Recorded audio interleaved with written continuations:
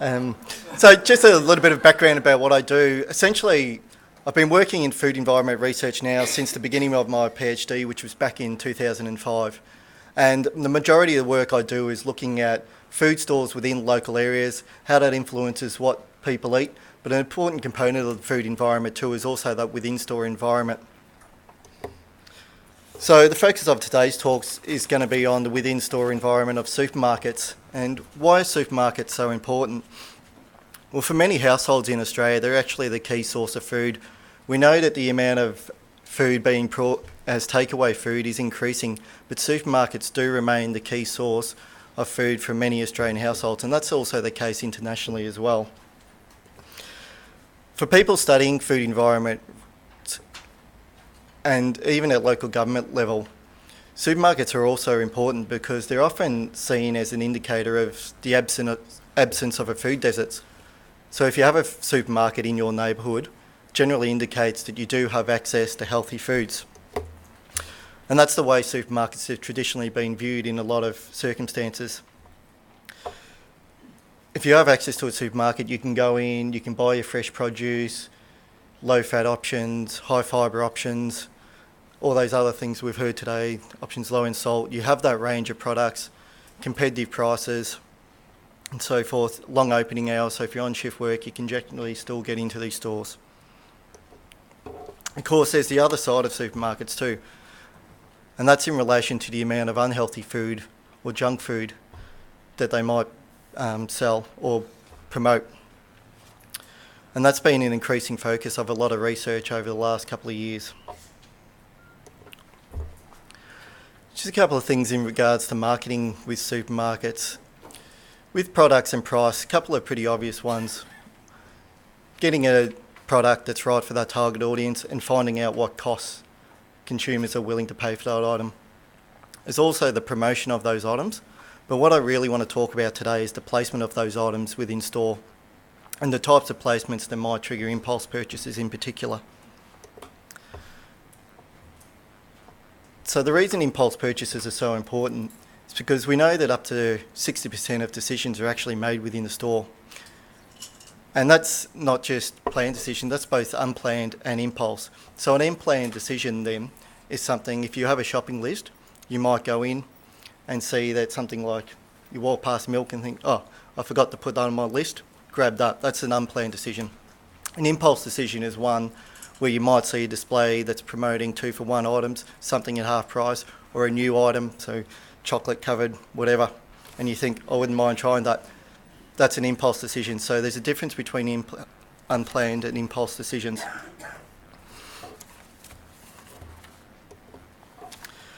Just want to talk about a couple of studies that we've done recently looking at snack food displays within supermarkets. And this study was conducted within 35 Coles and Woolworths supermarkets within Melbourne. The sampling of the stores took place within 30 kilometres of the centre of Melbourne, and we sampled from the least and most disadvantaged neighbourhoods. Prior to doing the audits, we approached the store manager of each of the stores, provided them a letter explaining what we were going to do, and got their permission verbally to access the stores and conduct our audits. What we investigated for this study was the presence of 4 items. And I know there's a range of other items that might have been considered, but for simplicity, we kept it to the things that were easily identifiable. So what we measured was soft drink, and for some of the measures we separated that out by diet and regular options, potato chips, chocolate and confectionery items, but that's not including chewing gums and mints. So what do we measure? Firstly, we measured the shelf length of these items. So we had our auditors take a measuring wheel into the stores and actually measure the length within the aisles that these products are for these products. The second key thing we measured was the presence of each of these items at the checkouts. So essentially they had a tick box option where chocolates were soft drink available at each checkout. And same with the end of aisle displays, which we measured separately for both the ones at the front of the store, so the ones opposite the checkouts, and then the ones at the back of the store as well. We also looked at these island bins or these other temporary displays that you might find around the store. what we did for this is measure the sort of number of these, and also,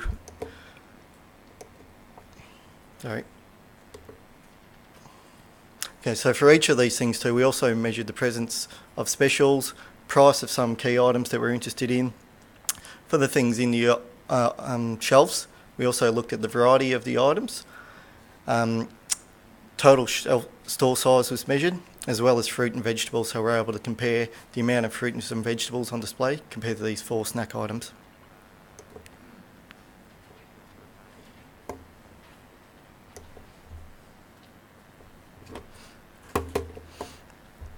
So the first study to come off this was specifically looking at some of those displays that might trigger impulse purchases.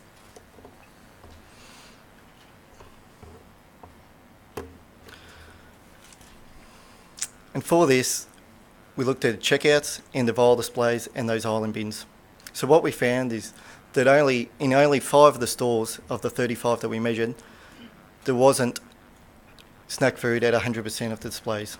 So it was almost universal that at almost every checkout within the stores, there was either chocolate, soft drinks, confectionery or chips available. The majority of items that we were tending to find were chocolate at the checkouts.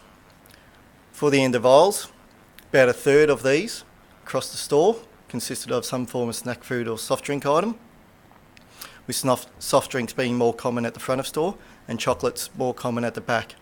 It was interesting to note that chocolates were more prominent at the checkouts and then again at the back of the store, whereas at the front of the store you had soft drinks, so you had that double exposure when you're lining up the checkouts, essentially having chocolate and then soft drinks directly behind you. And with the island bins as well, we found a median of 7 additional displays within stores selling one of these items. As I mentioned, we also sampled by area level disadvantage. So in a second published study from this, we found that once we adjusted for the total store size, we still found that the shelf length of those snack food items was highest in the most disadvantaged areas. When we look at the ratio of the fruits and vegetable displays to the snack food items, we actually found a lower ratio in the most disadvantaged areas compared to the least disadvantaged areas.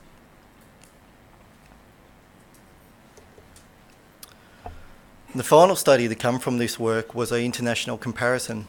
So what I was able to do is get some colleagues from multiple nations to take this audit tool and go out and collect the data for us as well in stores within their countries.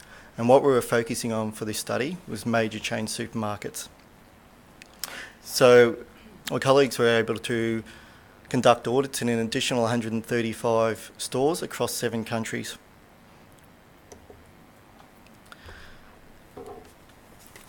What we found here is, and I'm just putting up one of the results from this, and that's in relation to the snack foods at the checkouts and end of aisle displays.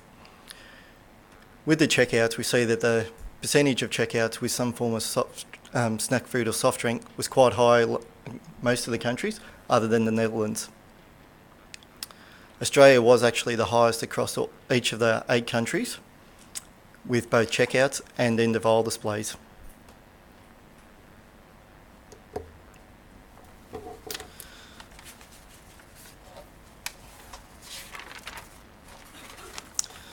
So just summarising some of these findings, what we found was that there is a high amount of snack food and soft drink displays within the Australian supermarkets that we investigated, and some evidence that these displays are actually high in socio-economically disadvantaged neighbourhoods. It's important to note here that the findings are purely descriptive. They're cross-sectional. All we've gone in and done is conducted audits at one time point. And we don't have any consumer data to go with this too, so we're making no inferences here about how this affects consumer behaviour. It's simply quantifying what was in the store at the time of audits. And this leads me to my gaps.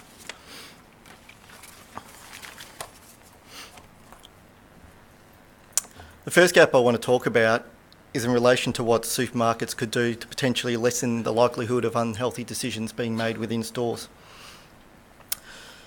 The second one relates to consumers. and how we might be able to encourage them to make healthier choices within the existing supermarket environment.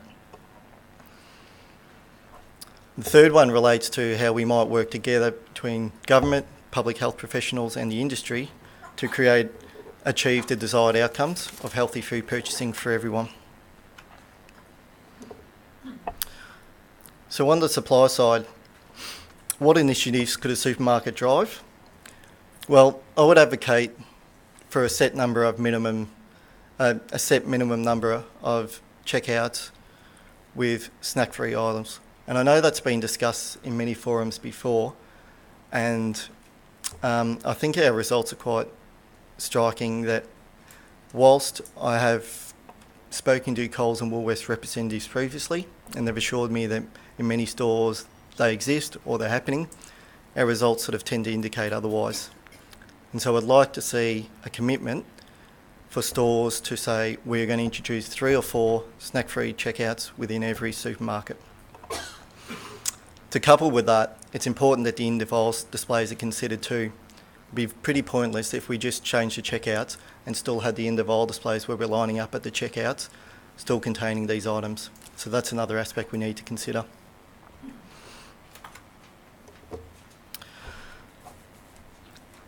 Also in relation to the supermarket setup, this is just an example of another supermarket that opened 2 years ago in Essendon, Victoria. It's the Lamana supermarket, and you may have heard the Lamana name before. They were famous for those old Lamana banana ads. And so they're an old farming family that moved here from Italy. A supermarket, and I think I'm correct in saying that on their website it actually states it's the largest supermarket in Australia at the moment. The way they've set up their store is not too dissimilar when you walk in to a Coles and Woolworths. You're walking into the fresh produce section, you're struck with those colours and the smells. And what's interesting about this store in particular is where they've put their potato chips, confectionery, chocolate and soft drinks, which is in the back corner of the store, furthest from the entrance and furthest from the checkouts. So just some photos to demonstrate this. Again, as we walk in, we're struck with all the fresh produce.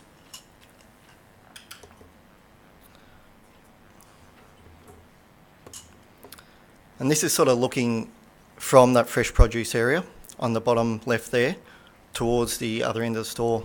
So right up in that back corner is where the snack food and soft drinks is.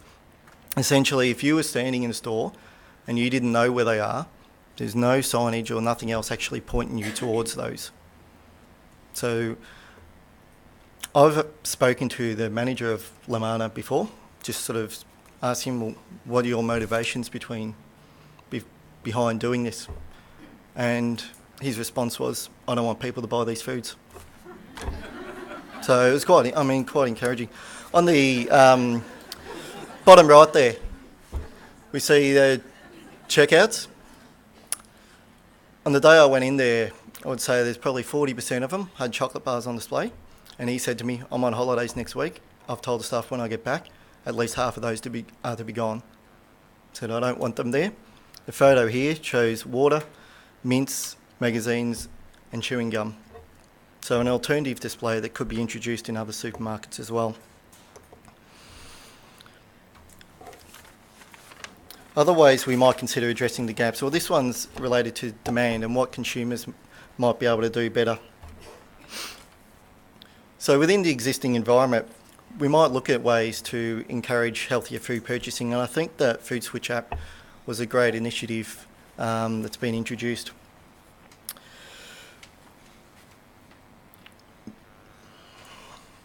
Another option might be to offer more in-store tastings. So this isn't something that would require a lot of change within a store, but could allow consumers to taste different foods, taste products that are in season, and maybe get a sense of, well, I haven't had that before. Taste it, maybe purchase it. So that's a very small change that might encourage more purchasing. The final one is consideration of employing in-store health professionals to give advice to consumers. So these people might be able to answer questions such as what's the benefit of eating an orange versus buying orange juice, or what cooking oils are healthiest. Simple questions that have been discussed a lot here today, but often consumers aren't able to access that information when they're in the store. And having someone in there to be able to provide those answers might be a way to encourage healthier decisions without making large changes to the store environment.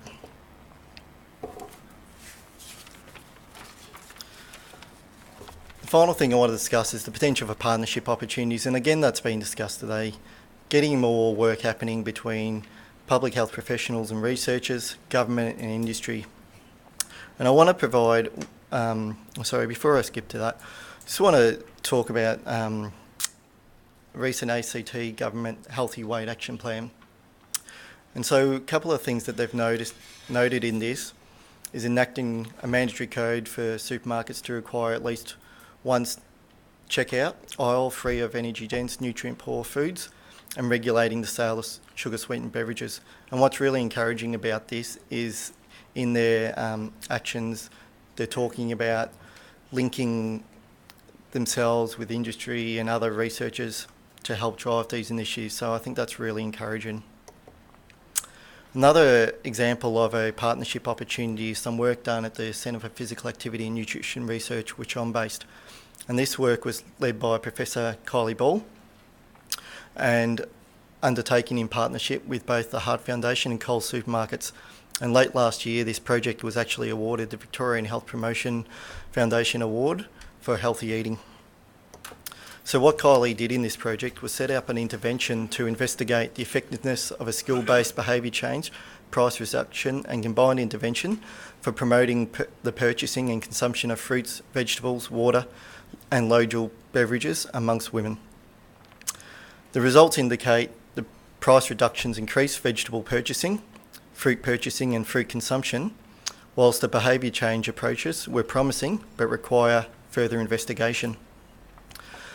So to summarise the implications from that, it appears that fiscal approaches are promising in terms of future policy that may encourage increased fruits and vegetable consumption. So just wrapping up what I've talked about today, supermarkets are and are likely to remain an important location for food purchasing within Australia. We need to make sure that the supermarket environment, as much as possible, is encouraging healthier food purchasing decisions. But we also can't ignore the consumers and making sure that in the current environment we can do everything possible to encourage them to make healthier choices. And partnership agreements might be an important way to achieve both of these aims. Thank you.